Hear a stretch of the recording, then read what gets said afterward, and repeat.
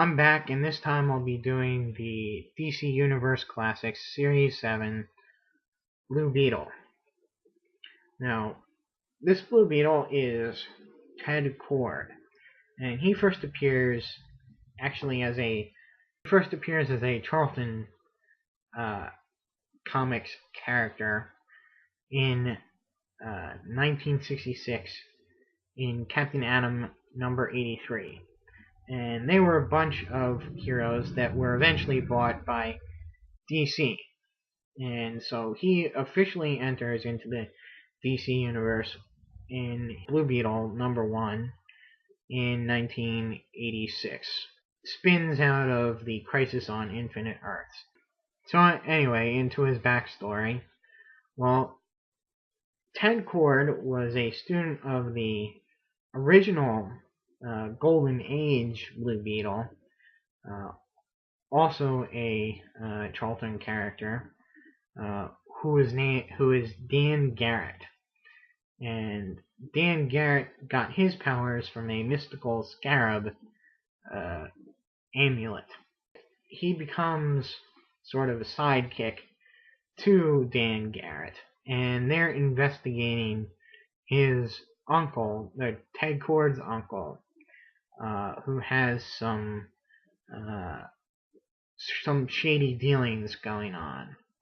And well, in the course of that investigation, Dan Garrett dies. He passes on the mantle, says to Ted Kord, "Look, you've got to continue on my work as Blue Beetle." Well, Ted Kord does not get the mystical scarab to work for him. So he uses his genius, of which he is, a actual genius, to create weapons and tools to fight crime. He joins the Justice League, and around the same time as Booster Gold. And once he met Booster Gold, they really hit it off. And again, as I said in Booster Gold's review, they become like a comedy duo, kind of like Hope and Crosby and all those Road 2 pictures. He's really kind of on the sidelines for a while. He shows up in Birds of Prey because he helps out with their technology. He develops a kind of a crush on Barbara Gordon, and it never really goes anywhere. And again, he's not really respected, as much as he should have been by other heroes. And so when he discovers a plot against the superheroes, he's not listened to very much, and which ends up in his being shot by the architect of this plot, Max Lord. And his death sets off a whole bunch of stuff from Brother Eye and the OMAC project, and Superman being controlled by Max Lord, who is then killed by Wonder Woman. And his death really affects Booster Gold and gives him his new altruistic attitude, and leads Booster Gold to be such a big part of 52, and then get his own series. Okay, so and also the new Blue Beetle is Jamie Reyes. I may be saying that first name wrong. Who does get the scarab and becomes the new Blue Beetle. And it turns out the scarab is actually some sort of alien technology. His death, even in death, his character affects a lot of the characters in the DC universe. Well, let's get into his powers. Well, his powers are just his fighting skills and his intellect. And his stuff that he creates, like his weapon of choice, the BB gun, um, and it does lots of things.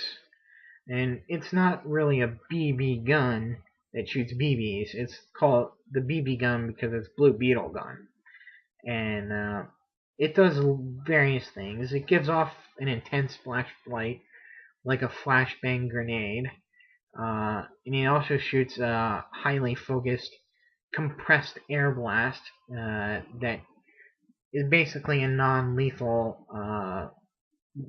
weapon, and in fact, it has a security device built into it in that only it can only be fired by someone wearing the Blue Beetle glove. So if somebody else tries to pick it up and use it against somebody else, it doesn't work. It has to be held by someone wearing that glove. So that's a pretty neat little security device that he built in to it. And the one other thing that helps him uh, fight crime is his very highly advanced hovercraft airship type thing, which he nicknames the Bug. And he has different versions of it, but it's got all sorts of crime fighting equipment on it. You may or may not know is that the Watchmen character Night Owl is actually based on him, and was at one point supposed to be him, but DC decided that Alan Moore couldn't use the actual DC characters, and he had to rename them and change them up a little. So we end up with Night Owl instead of Blue Beetle. Now, let's get into the figure and the basic articulation, or I should say the standard articulation. He's got these great goggles, clear plastic goggles, and you can see his paint job on detailing his very complex costume design is very nice. The BB gun, which actually should be a yellow color, not the silver. Again, in this line, they sort of missed out on coloring stuff the way it should be, like Captain Cold's gun should be magenta. This is a great figure. Goes really well, looks really well alongside his partner in Mischief, Booster Gold, and if you have one, I recommend getting the other. So that'll be it. Till next time, see ya.